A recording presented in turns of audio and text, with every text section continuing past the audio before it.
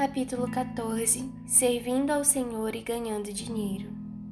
Ninguém pode servir a dois senhores, porque ou há de aborrecer-se de um e amar ao outro, ou se devotará a um e desprezará o outro. Não podeis servir a Deus e às riquezas.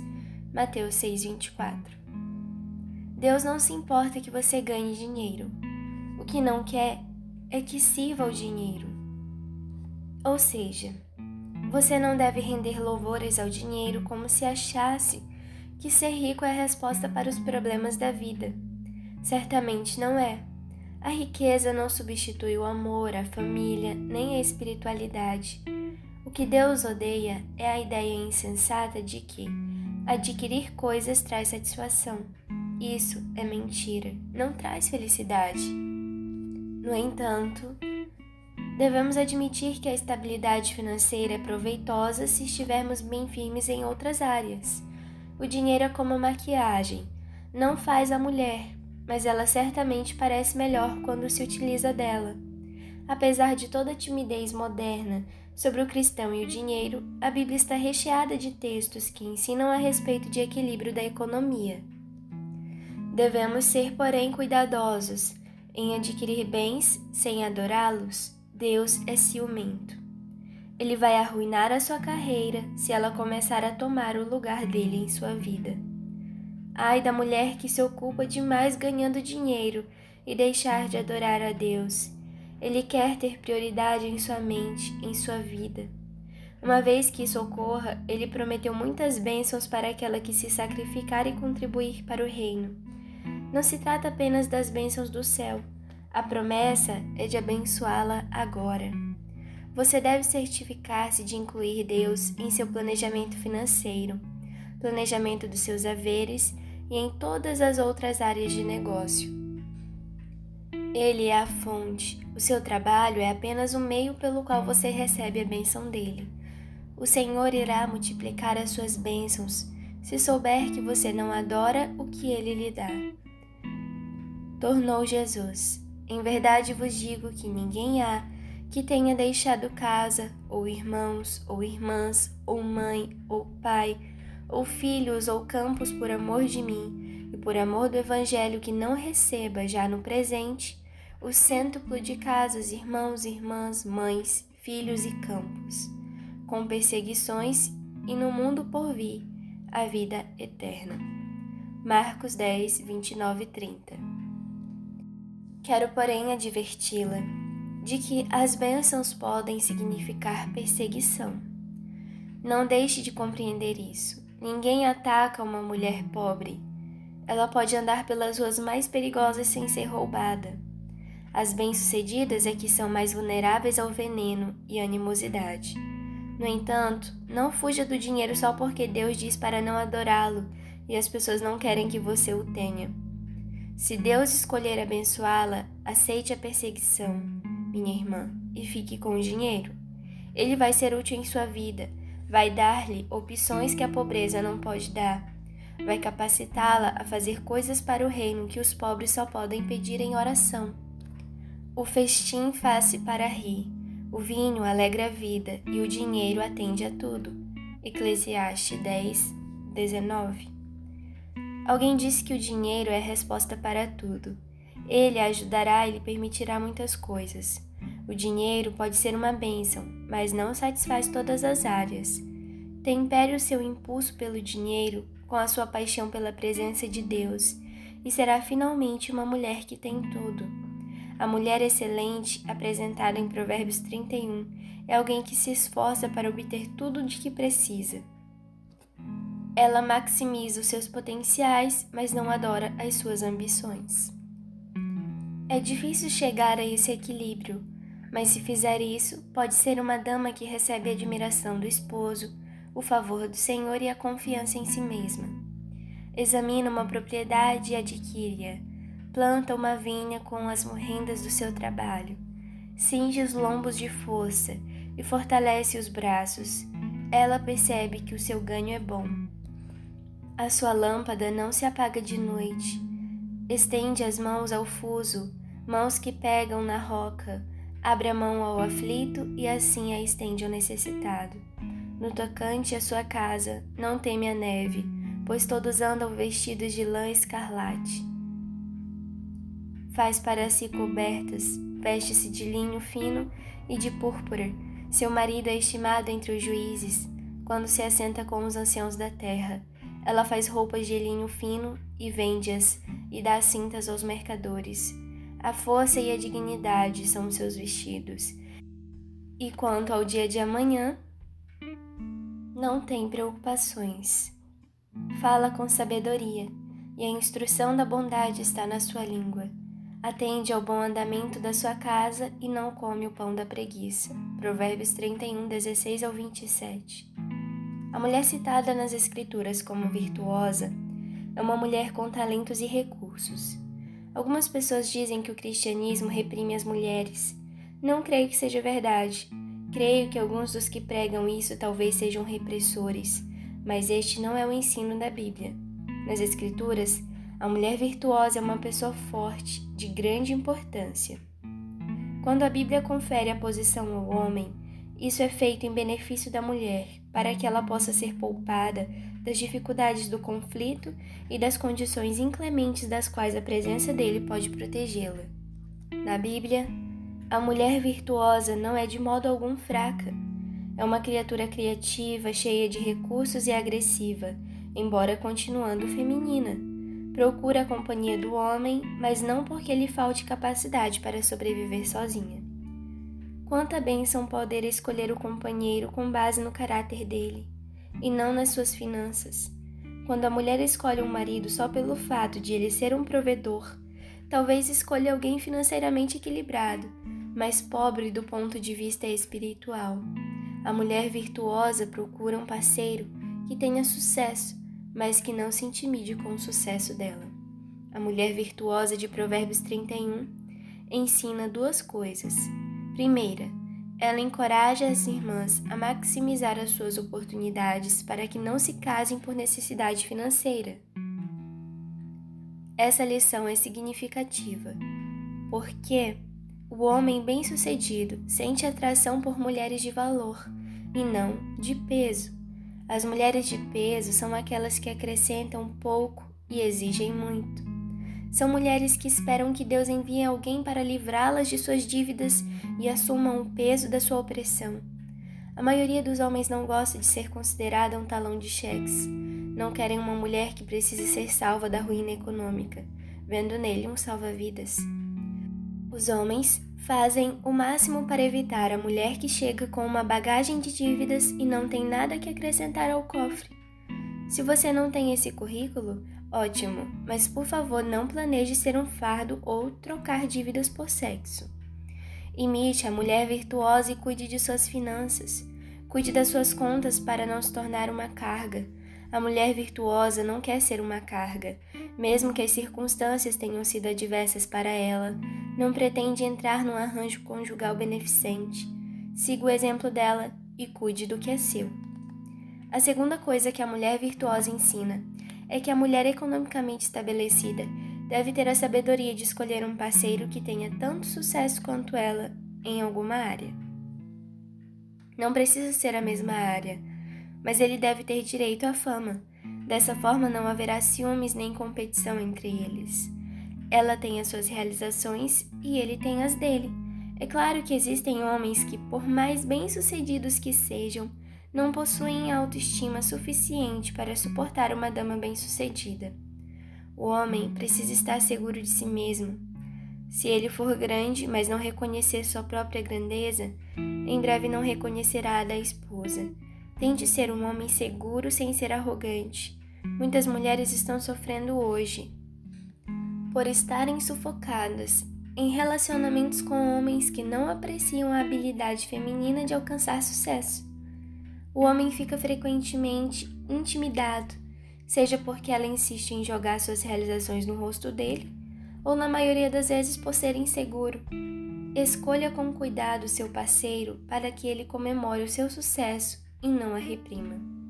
Seu marido é estimado entre os juízes, quando se assenta com os anciãos da terra. Provérbios 31, 23.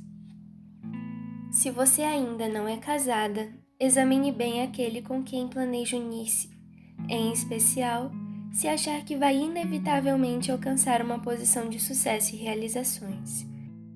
Tenha certeza de que está com um homem que não só compreenda o seu desejo de subir na vida, como também se orgulhe disso.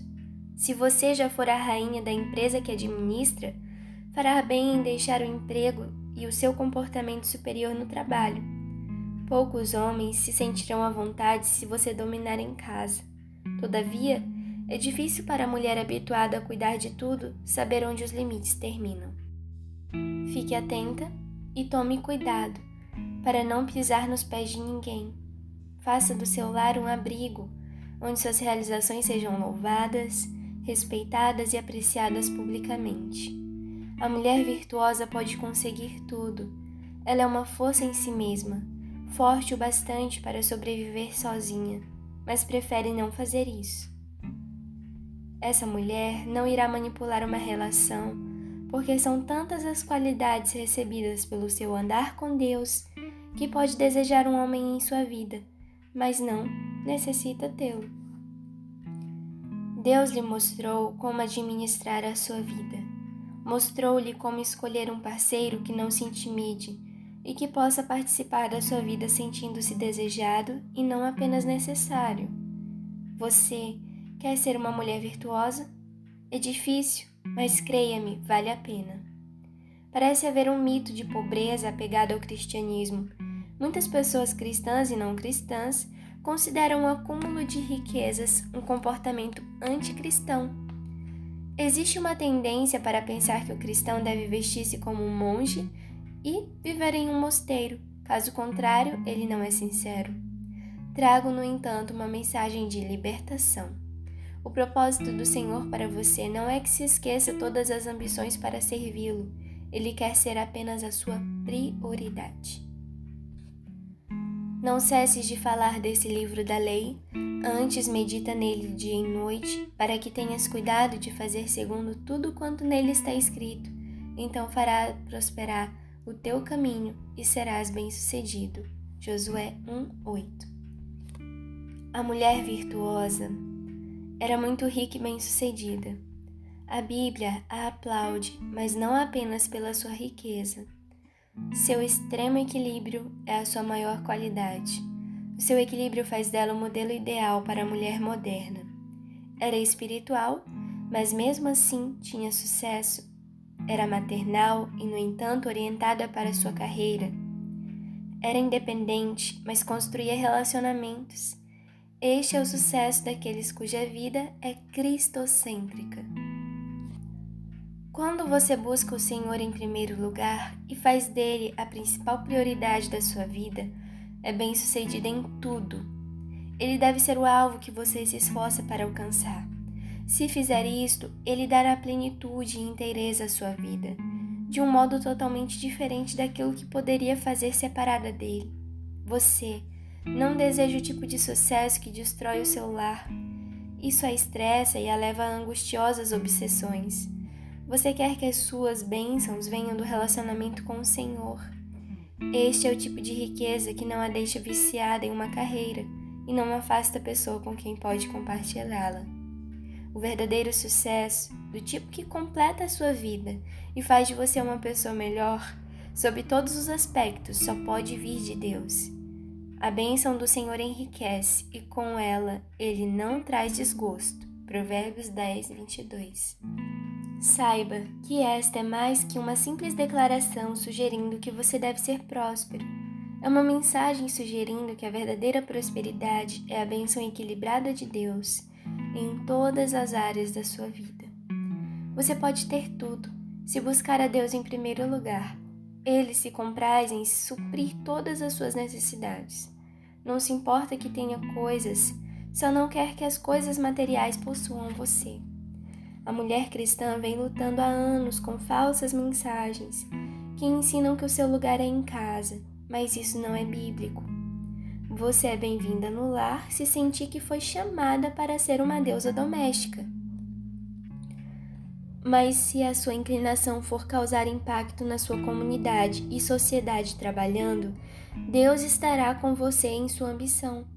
O contrato apenas estipula que Deus deve ter o primeiro lugar em sua vida. Quer ser o primeiro acima do seu negócio, de seu companheiro e de tudo mais que você aspira a obter. A mulher pode ser financeiramente bem-sucedida e continuar uma boa cristã, desde que o Senhor seja a prioridade da sua vida. De fato, o princípio do dízimo é simplesmente a pessoa recusando-se a excluir o seu sucesso da sua adoração. Quando alguém reconhece o Senhor como a fonte, leva então o dízimo ao Senhor como uma forma de honrá-lo acima dos bens tangíveis recebidos. É o seu modo de dizer: Senhor, o primeiro lugar em minha vida é seu. Portanto, não vos inquieteis dizendo: que comeremos, que beberemos ou com que nos vestiremos, porque os gentios é que procuram todas estas coisas, pois vosso Pai Celeste sabe que necessitais de todas elas. Buscai, pois, em primeiro lugar o seu reino e a sua justiça, e todas estas coisas vos serão acrescentadas. Portanto, não vos inquieteis com o dia de amanhã, pois o amanhã trará os seus cuidados. Basta ao dia o seu próprio mal. Mateus 6, 31 ao 34. A dama que almeja equilíbrio é inteligente demais para buscar riquezas. Ela sabe que a busca de coisas materiais não traz satisfação. Mas só o fato de não fazer delas a meta da sua vida não significa que não saiba maximizar as suas bênçãos. Essas bênçãos são benefícios adicionais por ter colocado Deus em primeiro lugar. É isso mesmo. As coisas a que Mateus 6,33 se refere são benefícios adicionais. Quando a mulher faz do Senhor o objeto da sua busca, ela tem condições de receber todos os benefícios relativos à prioridade dada a Ele. Essa verdade é ilustrada na história do rei Salomão em 1 Reis. Salomão provou que seus motivos eram puros quando pediu sabedoria a Deus. Deus disse então que iria acrescentar riqueza à sabedoria, porque as prioridades de Salomão estavam de acordo com o seu propósito. Estas palavras agradaram ao Senhor por haver Salomão pedido tal coisa. Disse-lhe Deus: já que pediste esta coisa e não pediste longevidade, nem riquezas, nem a morte de teus inimigos, mas pediste entendimento para discernires o que é justo, eis que faço segundo as tuas palavras. Dou-te coração sábio e inteligente, de maneira que antes de ti não houve teu igual, nem depois de ti o haverá. Também, até o que não me pediste, eu te dou, tanto riquezas como glória, que não haja teu igual entre os reis por todos os teus dias. 1 Reis 3, 10 ao 13. A mulher sábia não busca progresso nos homens ou em Deus. Ela sabe que a sua prosperidade não depende de casar-se com o homem certo. Nem precisa passar a vida perseguindo riquezas. Ela só busca a presença de Deus e Ele então lhe dá as coisas que deseja. Quando a mulher sábia procura um marido, ela escolhe com base no caráter dele e não na sua carteira. Ela quer um homem suficientemente seguro para sentir-se confortável com o seu sucesso, mas de maneira alguma precisa dele para realizar os seus sonhos financeiros. Seu futuro está no relacionamento dela com Deus. Eva, a mãe da criação. A mulher foi chamada para ajudar o mestre no processo criativo do nascimento. Que chamado! A mulher é criativa pela sua própria natureza. Ela carrega sonhos no útero da sua mente e dá luz a ideias que levarão vida à sua família e seus bens. A criatividade é outro dom dado por Deus às suas filhas. Você pode usá-lo em seu pleno potencial. A mulher virtuosa sabe que, mediante a graça do Senhor, foi-lhe concedida a capacidade de criar, de ser a força que traz à luz filhos e grandes ideias, um lar feliz e uma vida rica. Ela sabe que deve fazer uso desse dom especial conforme Deus pretendeu. Não fica sentada esperando que as coisas aconteçam, ela as faz acontecer. Não sai à caça de riquezas. Sabe que buscando a Deus, Ele cuidará dela, mas sabe também que Ele já está cuidando, concedendo-lhe os dons do pensamento e da criatividade. O que fazer com esses dons fica a critério dela. A mulher virtuosa é um bem para quem a conhece. É uma coluna de força. Tem visão e competência para tornar realidade essa visão. Não é uma pessoa com a cabeça no ar, que anda com o rosto levantado para o céu e os pés tropeçando na terra. É uma mulher que faz o máximo com a sua vida. É isso que o Senhor quer para suas filhas. Quer que você maximize a sua vida. Não é desejo dele que você passe a vida esperando por alguém ou por alguma coisa. Se continua sentada na torre esperando o príncipe encantado aparecer num cavalo branco e pegar o seu lenço, aconselho-a veementemente que desça as escadas, pegue o seu próprio lenço e aproveite a vida. Não estou dizendo que ele não virá. Só afirmo que enquanto isso você está desperdiçando tempo precioso. Quando ele chegar, é bem provável que se sinta mais atraído por uma mulher cuja vida e finanças não precise resolver. Admito que muitos homens gostam de mulheres que pareçam um tanto indefesas. Isso nos faz sentir necessários, mas há uma diferença entre a mulher que age dessa forma e a que é realmente indefesa. Todos queremos nos associar com pessoas que são um bem, não um fardo. Antes de pedir um príncipe, tenha certeza de que você é pelo menos uma princesa. As histórias de Cinderela não acontecem toda hora. É por isso que são histórias de fadas e lidas para pessoas que querem sonhar. Se quiser viver o seu sonho, em vez de dormir enquanto ele se desenrola, é melhor apressar-se e transformar seu esfregão em uma empresa de faxina. Você então poderá comprar seu próprio sapatinho de cristal. A criatividade começa com o respeito sadio pelas suas opiniões e pensamentos. Quero que você levante toda manhã e agradeça ao Senhor por sua criatividade. Agradeça a Ele pelos pensamentos que precisa para resolver os seus problemas. Sei que talvez sinta que não tem ainda as soluções, mas tenha fé em Deus e em você mesma e as respostas virão. Você e Deus são a equipe que vence as lutas e leva para casa o troféu. Muitos têm autoconfiança e não têm fé em Deus. Outros têm fé em Deus e nenhuma em si mesmos. A pessoa equilibrada sabe, porém, que ambas as coisas são necessárias e por meio dele encontrará o seu caminho. Tudo posso naquele que me fortalece. Filipenses 4:13. Quando Paulo disse tudo posso, isso é autoconfiança. A seguir ele continua, naquele, Cristo, que me fortalece. Isso é fé em Deus. Ele reconhece a sua relação com o Senhor em seu nicho secreto. Isso o fortalece. Permita que o Senhor a fortaleça enquanto goza a sua vida e os muitos desafios que ela lhe oferece. Já que a autoconfiança e a confiança em Deus são tão vitais, vamos examinar melhor essas duas áreas. A autoconfiança trata das autopercepções. Como você se vê? A autopercepção nem sempre está apoiada na realidade. Algumas das pessoas mais inteligentes do mundo podem pensar que são ignorantes, e o indivíduo que é tão ignorante quanto um tronco de árvore pode convencer-se e a todos os demais de que realmente sabe do que está falando. O engraçado é que você se transforma verdadeiramente naquilo que pensa que é. Se considerar-se incompetente, nunca terá sucesso. Não importa se é mesmo incompetente ou não. Se julgar-se um fracasso, vai fracassar. Como surgem essas autopercepções?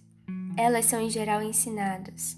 Nossos pais, professores e as pessoas que respeitamos são nossos espelhos, refletindo para nós a nossa imagem. Os cumprimentos, elogios e encorajamentos nos ajudam a desenvolver uma autoimagem positiva.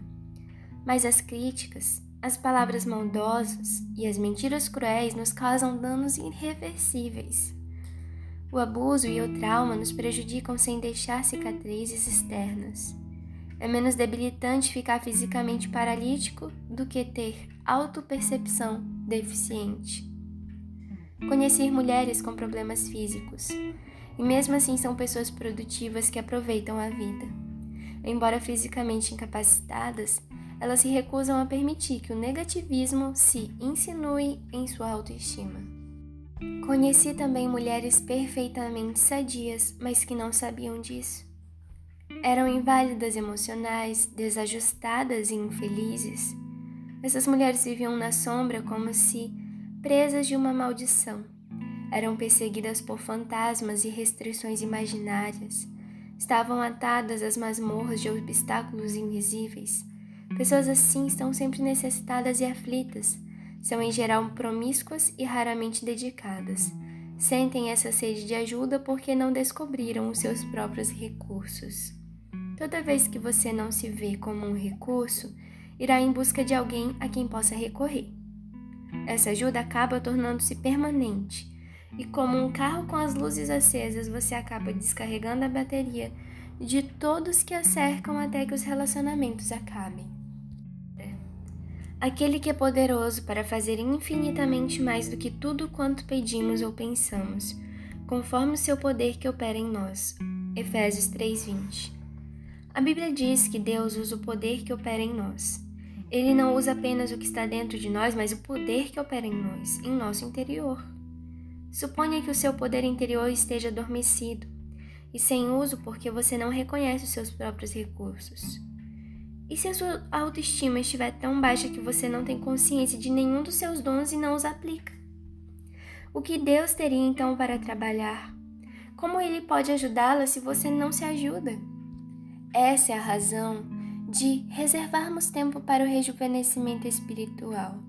É essencial que você utilize o máximo da sua capacidade. Sua bateria precisa de uma carga completa para que possa ser produtiva e criativa.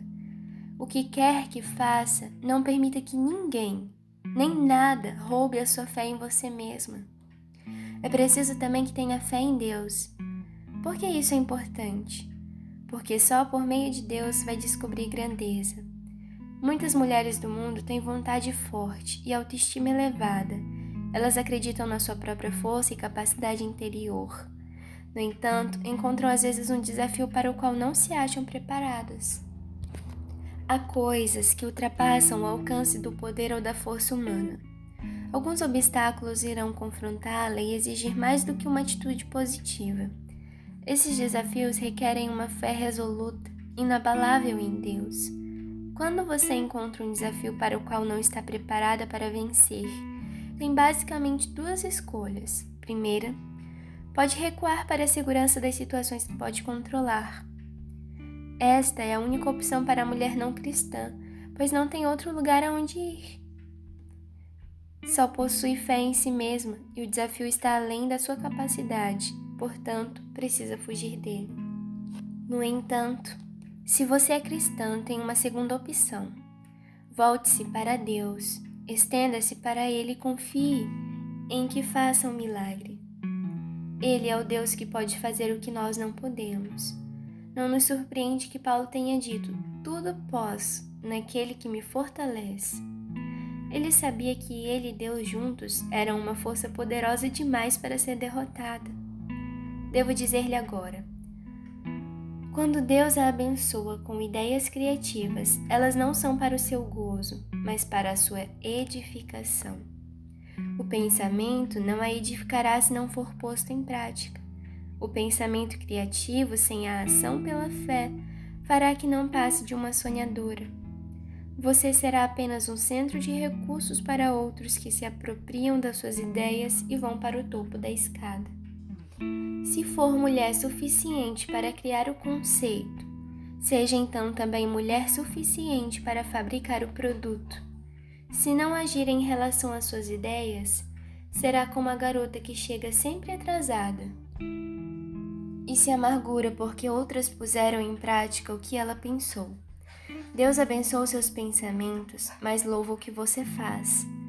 Ele é como árvore plantada junto à corrente de águas que, no devido tempo, dá o seu fruto, e cuja folhagem não murcha, e tudo quanto ele faz será bem-sucedido. Salmo 1:3. Copie a passagem, especialmente se tem sido o tipo de mulher que se entrega a uma fé sonhadora e deixa de pôr em prática o que lhe foi concedido. Basta personalizar o versículo desse modo: Eu serei como uma árvore plantada junto à corrente de águas, cuja folhagem não murcha, e tudo quanto eu fizer será bem-sucedido. Copie, leia, creia e faça. Como cristão, o que fará então para ativar o poder de Deus, a fim de que Ele ajude a realizar as coisas que não pode fazer sozinha? Primeiro passo: compreenda que a força do dinheiro não deve ser o primeiro objetivo. Segundo passo: compreenda que Deus não se moverá quando não existir fé nele. Terceiro passo: compreenda que Deus usará algo que você tem em seu íntimo. Quarto passo: examine-se e reconheça os dons que recebeu de Deus. Quinto passo: use os dons que Ele lhe deu, mas lembre-se de que Deus dá também as ideias. Ele não assina cheques nem faz dinheiro cair do céu. Dá pensamentos e o dom da criatividade. O que você faz com eles é o seu dom para Ele. Sexto passo: ponha em prática esses dons. Caso contrário, eles não agirão ao seu favor. Não basta reconhecer os seus dons. Você deve pô-los em prática para realizar seus sonhos e atingir seus alvos. Faça, faça, faça. Sétimo passo: dê glória a Deus quando atingir os seus alvos. Todavia, não reclame o crédito para você mesmo. Sempre reconheça que o mérito é dele. Certa mulher, das mulheres dos discípulos dos profetas, clamou a Eliseu dizendo: Meu marido, teu servo, morreu, e tu sabes que ele temia ao Senhor. É chegado o credor para levar os meus 2 filhos para lhe serem escravos. Eliseu lhe perguntou: Que te hei de fazer? Diz-me o que é que tens em casa. Ela respondeu: Tua serva não tem nada em casa, senão uma botija de azeite. Então disse ele: Vai, pede emprestadas vasilhas a todos os teus vizinhos, vasilhas vazias não poucas. Então entra e fecha a porta sobre ti e sobre os teus filhos, deita o teu azeite em todas as vasilhas, põe à parte o que estiver cheia. Partiu, pois, dele e fechou a porta sobre si e sobre seus filhos. Estes lhe chegavam as vasilhas e ela as enchia. Cheias as vasilhas, disse ela a um dos filhos: Chega-me aqui mais uma vasilha. Mas ele respondeu: Não há mais vasilha nenhuma. E o azeite parou. Então foi ela e fez saber ao homem de Deus. Ele disse: Vai, vende o azeite e paga a tua dívida, e tu e teus filhos vivei do resto. Todos os pontos discutidos nesse capítulo se encontram na história dessa mulher. Ela era tão pobre que ia ter de entregar os filhos como escravos. Estava esmagada e aflita por causa das dívidas a serem pagas. A seu ver, a ausência de um Deus provocara o seu dilema. Todavia, está prestes a descobrir o poder de Deus. Ela reconhece em primeiro lugar que é esposa de um profeta. E ficamos então sabendo que era uma mulher que buscava a Deus e só a Ele. Mesmo buscando ao Senhor, ela não tem certeza de como usar a sua fé para mudar sua situação financeira. Quando o profeta lhe ordena tomar vasilhas emprestadas, ela prova que tem fé. Age de acordo com as ordens dele. Já imaginou? A mulher estava endividada ao máximo e Eliseu manda que peça vasilhas emprestadas. Parte da sua fé se baseava no fato de que a essa altura não tinha mais nada a perder. Ela já mostrara que sozinha não tinha forças para conseguir sustentar a família. Precisa da ajuda divina. Note agora que o homem de Deus lhe mostrou como usar coisas que já possuía. Este é o valor do bom ministério, mostrar como ativar o que você tem em seu íntimo. Eliseu pergunta: O que é que tens em casa? Essa é uma pergunta significativa que todos deveríamos nos fazer. Você deve sempre saber o que tem. Não basta saber o que outros têm, pois não será libertada com isso. Você só será capacitada mediante o que tem. Como essa mulher da Bíblia, você possui recursos que Deus pode usar para abençoá-la economicamente. Ele irá capacitar aqueles em quem confia. Não importa o que recebeu, lembre-se sempre dele. O Senhor continuará a guiá-la e capacitá-la com criatividade cada vez maior. Espero que esteja motivada para usar os seus recursos dados por Deus e tornar-se uma mulher de ação. À medida que Ele lhe der criatividade, você perceber que está abrindo porta após porta em seu benefício. Não se esqueça de lhe dar honra. Como fazer isso? Basta responder a quem perguntar que a sua arma secreta é o seu relacionamento com o Senhor. Isso é tudo o que Ele quer de você. É simples, mas muitos deixam de lembrar. Por favor, não esqueça. A sua próxima decisão financeira depende da sua habilidade de louvá-lo pela anterior. Não tema o futuro. O futuro não pode machucá-la. Está pronta para o seu próximo pensamento, dom ou sua próxima instrução? Deve recebê-los assim.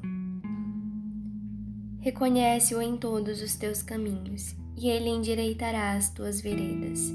Não sejas sábio aos teus próprios olhos. Teme ao Senhor e aparta-te do mal. Será isto saúde para o seu corpo e refrigério para os teus ossos. Honra o Senhor com os teus bens e com as primícias de toda a tua renda, e se encherão fartamente os teus celeiros, e transbordarão de vinho os teus lagares. Provérbios 3, 6 ao 10.